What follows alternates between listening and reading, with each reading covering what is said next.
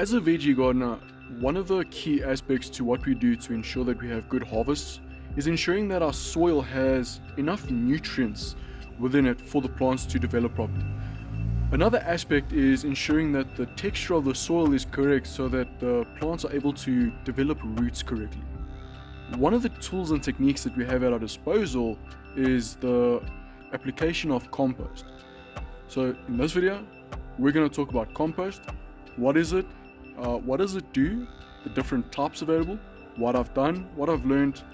Man, we're going to talk about a lot of stuff, so keep your eyes peeled. Let's just start off with a few assumptions. What is compost? Simply put, all that compost is that it's decayed plant matter.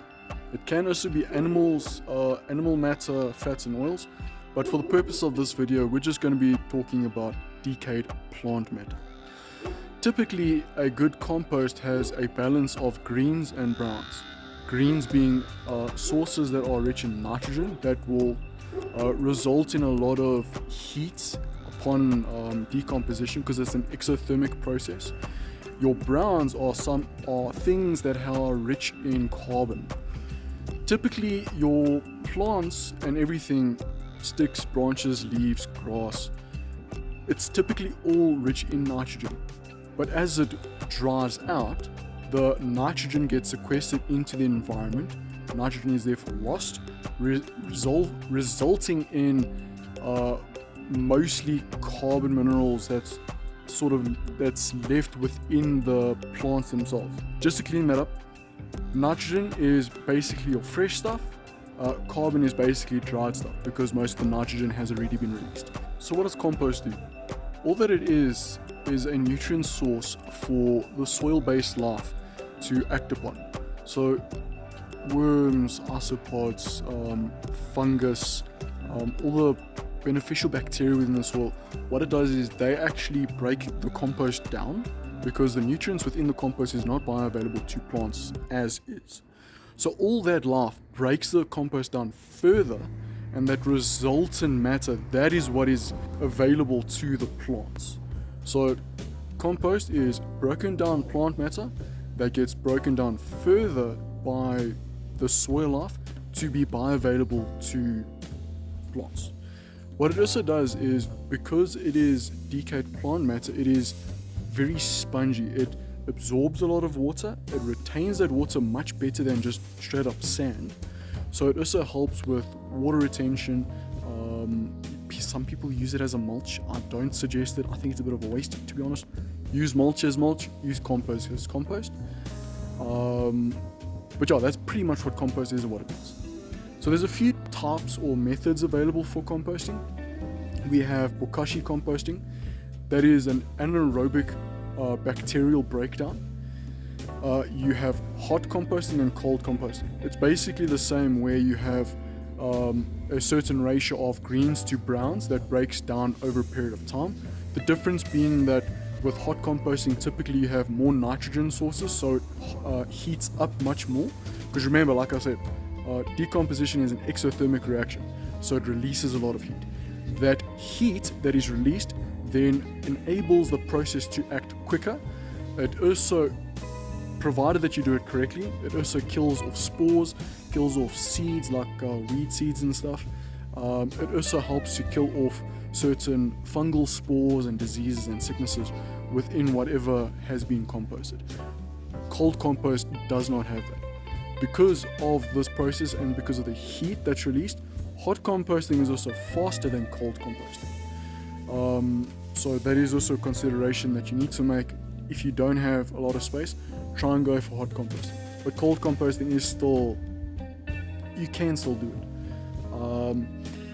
You also have, not really a compost, leaf mold. I mean, that's what these bags are for. That's a fungal breakdown. It's just where you have a lot of dried leaves. It's more hydrated, essentially, left in a dark spot for months upon months. It eventually breaks down, all the lignin breaks down and is bioavailable to the plants and stuff as is. And the nice thing, that's what contributes to the delicious smell of a forest. It's all that lignin and leaves and stuff, so it smells amazing. Yeah, so that's leaf mold. You also get vermicomposting. That is essentially like using worms to produce compost. You'll typically have them in like some sort of a harvesting container. You'll feed them a whole bunch of different stuff, mostly kitchen scraps, bit of bedding. You'll also put in like cardboard and a few other things in it. You don't really put sticks in it. I don't think you can. I stand to be corrected.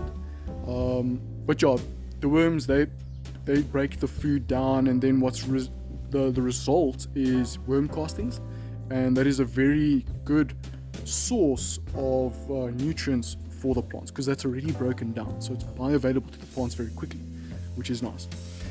And you get trench composting. I love trench composting. It's what I started with, and I find it very effective and an efficient way to just get rid of stuff, especially animal matter. All that it is, dig a hole, chuck the stuff in there, close the hole, and Bob's your uncle, it's done. So it's very easy. But yeah, so there's a few methods available to us, depending on your time constraints, your spatial constraints, and exactly what you want to compost. If anybody from the aquascaping community is watching, please let me know something. Do you guys have a form of compost that you guys do with all the fecal matter from the fish? I don't know. Is there a specific method of composting that you guys have or prefer to add nutrients to the soil of your aquascape gardens? I'd actually like to know. It's something that I want to explore going forward. So now that we have that out the way, let's just quickly talk about what have I been doing.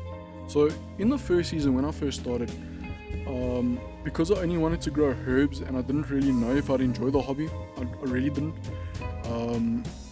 All I did is I trench compost. I started off with trench compost. I had some kitchen scraps, put into the ground, and I was like, okay, this is where I'm going to grow my herbs.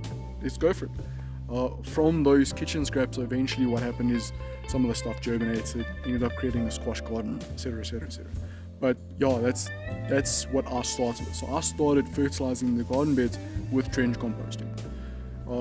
But as I expanded, I didn't have enough kitchen scraps, and because I knew I wanted to now go and do some heavier lifting, shall I say, I knew that I needed some form of like real fertilizer. So went, purchased some compost, and then where I expanded the beds for the butternuts, I then applied a top dressing of compost.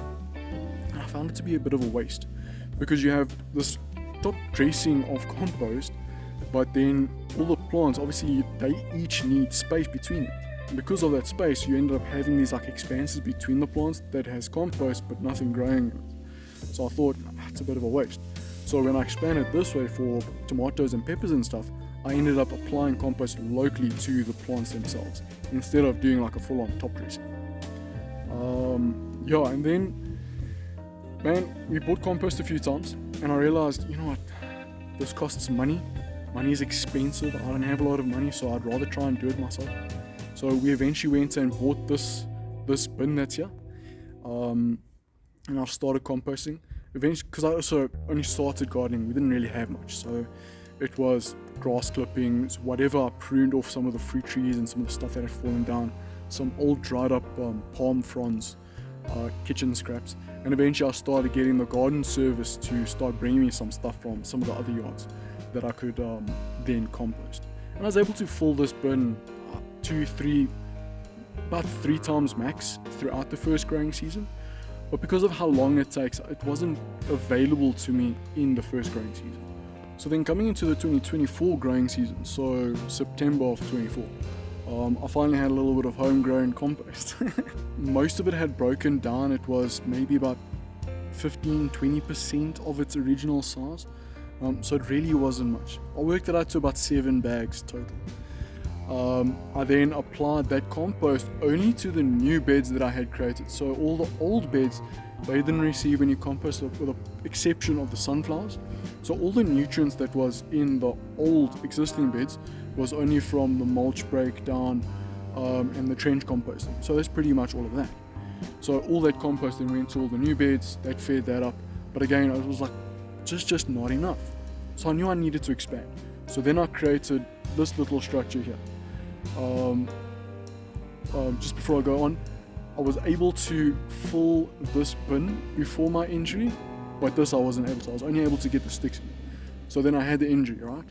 I wasn't able to do anything. Then the butternuts took over, so I couldn't access any of this for months. So I couldn't turn it, I couldn't check up on it, I couldn't fill it, I could do nothing. So eventually about 3 weeks ago, when I first started harvesting some of the butternuts and removing some of the vines, I could then access this area. I then checked inside here, and surprisingly enough, despite the lack of input, the minimum amount of input that I put into this little system, most of it broke down, which is really awesome. When I turned it up, there were some sticks and stuff that was still a little bit not really broken down much, but most of the mat had actually broken down, so that's quite surprising. So then I filled it up again, mostly butternut vines and some grass clippings and stuff. And then I thought, okay, well, I've got this now. I have my cold compost because I couldn't access this, right? All the stuff that I had collected in my garden just went into a random pile in my yard that just sat for months. And that turned into essentially cold compost. I turned it 2, maybe 3 times. But it started growing bigger and bigger and bigger. And now that I've been able to harvest butternuts and tomatoes and all that sort of stuff, and things are dying off for the upcoming cold months, I started accumulating a lot of stuff. So the cold compost became large enough to annoy the shit out of me. So I knew I needed to do something. So that's where this bin comes in. So because I had that cold compost, extra stuff, I managed to fill that one black bin up. I wanted this. I've known for a while that I wanted to move those composts, or those compost bins, to round about this area, and this was the perfect opportunity for me to do this. So I just wet up some pellets. At the bottom I put in some cardboard that I had saved that had started rotting there by the other compost bin, some egg cartons that I saved and stuff, and then layer by layer, like a lasagna, I took this on. So dried stuff, all the carbon-rich stuff, so it was cardboard, egg cartons, sticks, leaves. I've got a whole bunch of leaves there that I've been saving. Leaves, and then I started putting in all the greens that had accumulated, all the butternuts, all the butternut vines, some wet leaves and grass clippings and stuff. And then I put on some of the cold compost. The cold compost in here then essentially acts as an inoculant, because it already has some bacteria and stuff in there, so it sort of just kickstarts the process. And I was able to do that sort of layering effect about 3 times or so. And in doing this, I found a lot of the material started spilling out into these spaces within the pallets. So I took a whole bunch of sticks, put them in the sides. It was mostly to contain everything within the bin. And the nice side effect is, because they're not perfect, right? It's not a perfect seal or anything. There's all these gaps. So it ends up creating a nice sort of ventilation. Air is now able to at least pass through, so I don't have like any anaerobic spots in the dark back reaches of the corners in this compost bin, which is actually very beneficial. It wasn't planned that way, it just happened. So then after that, I had enough material, and then obviously this old bin, to do something with. Because I didn't have enough sticks, I ended up using some dried palm fronds for the sides. Gives it a bit of a tropical vibe, I like it. And then I started pouring all the stuff in here. I managed to get this about, you can see it's about halfway. A lot of this is, however, prunings from one of the shrubs in the front yard. So there's a lot of greens in here, I'm not gonna lie. So the fresh leaves and the fresh sticks, those are greens because they haven't dried out. So there's still a lot of nitrogen within that plant matter. But as time goes on, I'll be able to add in a lot of carbon sources and all that sort of stuff. So I'm excited for that. So let's start talking about the findings. This bin works very nicely for hot composting. Because of the location, this gets about 10 hours of sun per day. Because of the dark color, it captures a lot of the heat, and there aren't a lot of holes in it. The only holes is actually the main entrance and then this little sort of access hatch here at the bottom. So because of that, it retains a lot of heat, a lot of moisture, and it works quite nice in that respect. You can see some of the stuff that I put in. Oh, there's a spitter. I can feel here, this is already kind of toasty. But one thing that I have noticed is this isn't a perfect seal around the edge. And we've had a lot of rain lately, and surprisingly enough, it's a poor enough seal with that, and then here with this access hatch, that there's a lot of water coming in here, so it becomes overly saturated, unfortunately. But I mean, that's something that can be managed. And then on this access hatch, because it doesn't this specific bin doesn't come with like a closing piece, I've just used an old cardboard to close it off. It's mostly just to retain everything inside and to make sure that there's no pests and stuff getting inside. But again, I mean, like you can see, it's not exactly a perfect fit, so if something wants to get in there, it will. Then this little access hatch, what is nice about this little access is that if I take off the lid, take off this cardboard, which is actually a bit of a problem because with rain and then all the moisture on the inside, it breaks down quite quickly, so it doesn't really last. But because of that, I can just open it up, and then using a spade or a shovel, I can just take whatever's in there on top, in there on top. So it makes it kind of easy to at least mix. If I didn't have that and I had to exclusively mix on the top, then what I've been doing is I've been using a fork, putting it in and sort of like turning off spaghetti. I just sort of like twist it, try and sort of just agitate everything to aerate it. And in all honesty, it's a bit of a pain in the neck, so having this little access hatch really helps in that regard. But again, because I don't have a permanent solution yet, it's a bit of a pain, to be honest. But this works very nicely. And then I did mention earlier the size or the volume reduction.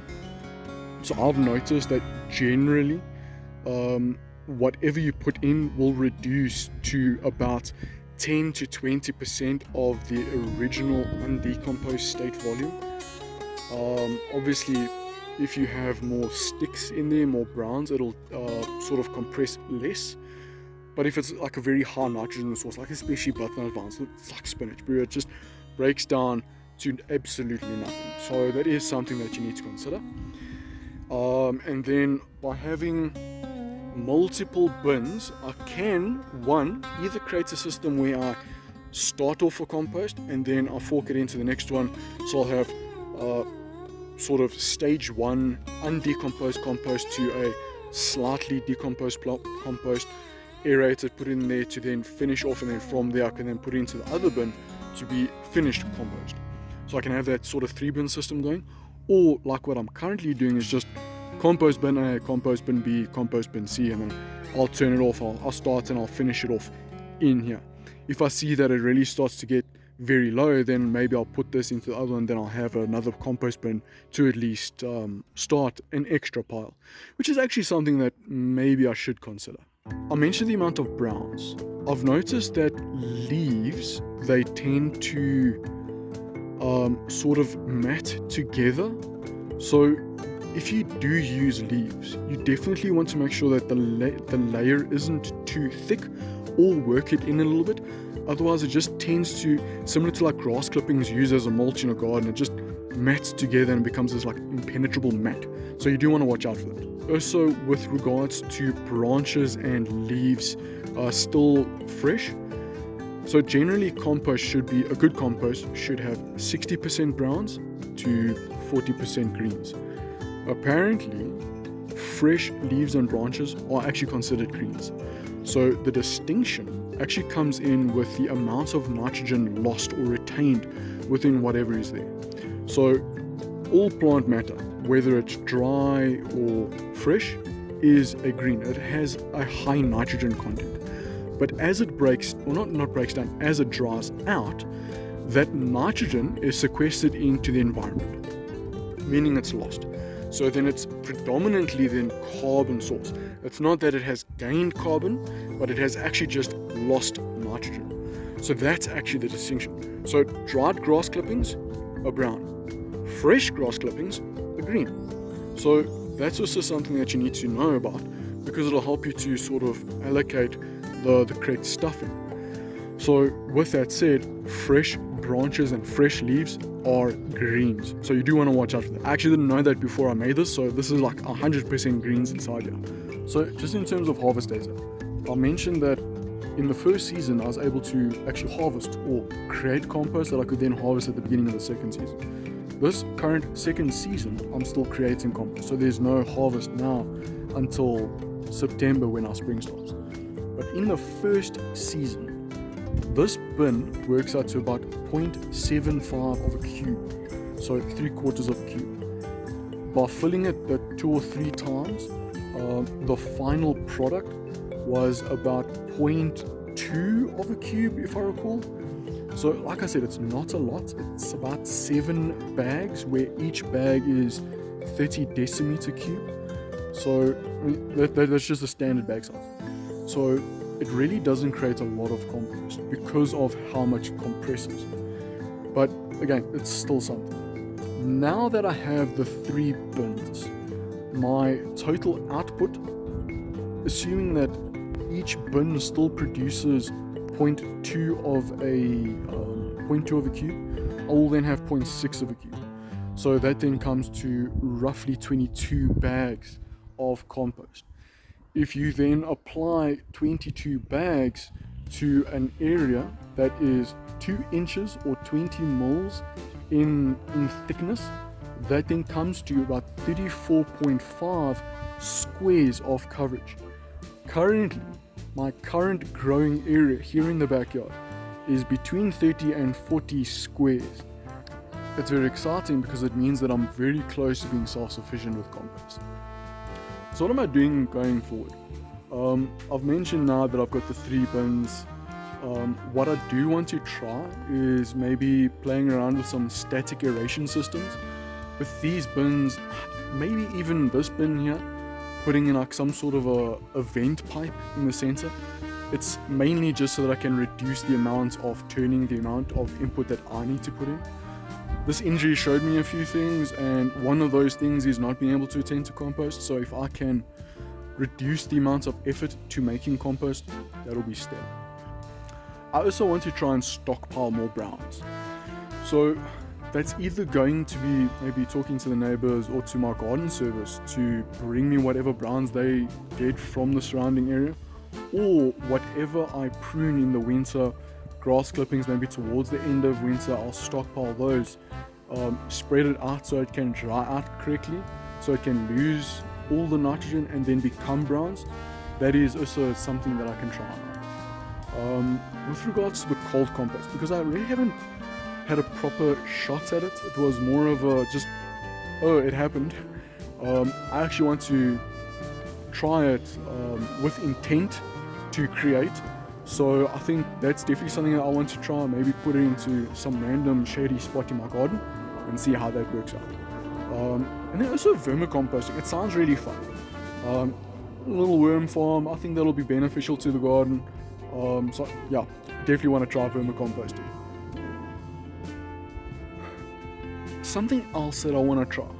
So I didn't really mention it, but I've been considering moving these 2 bins, right? So I've been thinking of clearing these out so I can increase my growing area. So then I'll actually grow here, which is nice because then this will already be like highly fertile. But now this other bin that's here, I first want to compare how that bin does against this bin, because they get different sun requirements. This one actually gets slightly less, but it gets full blast afternoon sun, whereas this one gets full blast morning sun with mostly afternoon sun. So I just want to compare the 2 first before I actually make that final decision to then move these over. So then instead of getting about 10 hours of sun per day, they'll then get about 6 hours of sun per day, but it's then the hottest afternoon sun. Also, with all the rain that we've had, these piles are like super oversaturated, so I need to cover them with something. Even some cardboard's going to work, to be honest. Just I need to cover it with something. So that's something I'm going to need to do going forward. Another thing that I want to try, I can't remember what it's called. Could be mistaken. I think it's called a hot box. Not the hot box you might be thinking about. Basically what it is, right? It's a method to extend your season. So like I've mentioned, compost, the decomposition process it's an exothermic reaction, so it releases heat. So the idea is that you sort of contain that heat within some sort of container. So I'll put up maybe like a like a side here. I'll put on a bit of a screen on top. But then I can use this space and all the heat that's produced here to help with seed germination and growing maybe some tender stuff. Yeah. So I'll have this like little, essentially like a greenhouse, where most of the heat is actually coming directly from this chemical breakdown inside here. I think I saw it on Hugh Richards' channel. It seems like such a cool thing to try out. But whether I'm going to get to that now within the next few months or not, I don't know. With the vermicomposting, I also want to try an in-ground vermicomposting system. So all that is I'm going to dig into the ground and I'm going to put like a 20-litre bucket in there. The 20-litre bucket will have holes drilled into the sides, maybe the bottom as well, and I'll retain the lid. That bin will go in, obviously fill it around. But this way, I will have then a fixed position in which to put kitchen scraps into this bin, so that then I can attract worms from the surrounds to come in here, and then obviously then once all the food breaks down, I will have then worm castings that I can then harvest. It'll all be in ground. What this will also create, like trench composting, a localized, highly fertile area, because then I can strategically place this in areas where I'm going to have like heavy feeders, pumpkin, tomatoes, peppers, or whatever. I think it'll be an interesting way to experiment with vermicomposting. I won't be able to make worm tea, but I think that might be a small loss as long as I have the worm castings, because then that's again another nutrient source that I can then scatter around the garden a little bit more strategically. Otherwise I'm going to need an above ground worm farm, which currently I don't have. But I think this is a good entryway into it. Yeah, that's my journey into making my own compost. All my thoughts behind making compost and becoming self-sufficient with it. It's like seed starting, in my opinion. That it's one of those very valuable skills that we need as gardeners. Obviously, it is very space dependent. And like if you're like growing in a balcony or you don't really have space, it becomes very difficult to do it. But there are also other systems that you can look at. But I really think that with some of the horror stories that I've heard where people have procured compost and it had herbicides in them that hadn't broken down and end up killing off parts of the garden, it's kind of scary to think. I mean, you can put all this work into a garden and then just like that, it's gone. So I think being able to make my own compost, being able to not having to then spend extra cash that I don't have into compost so that I can then grow food, I think it's really cool. It's also very nice knowing that all the kitchen scraps, all the stuff that I take out of the garden, pruned stuff, anything that's dead, dying and all that sort of stuff, I can then do something with it instead of sending it off to a dump to just rot away amongst all the plastics and metal. But yeah, I just really like the idea of being able to create my own compost. It's actually a really easy process. It doesn't have to be super overcomplicated. So I really hope that this has been valuable watch for you guys. I hope you guys have learned something. Let me know about the aquascaping. Let me know if there's any specific questions you guys have, because in about, I don't know, 2-3 months when I can't do anything in the garden, I actually want to do a deep dive into compost and nutrients, both adding nutrients and removing nutrients from vegetation and stuff in the garden, so then I can address any questions that you guys may have. Yeah, and if you guys like my content and hearing me ramble on about random gardening stuff, I encourage you guys to check out my playlist, and yeah, man.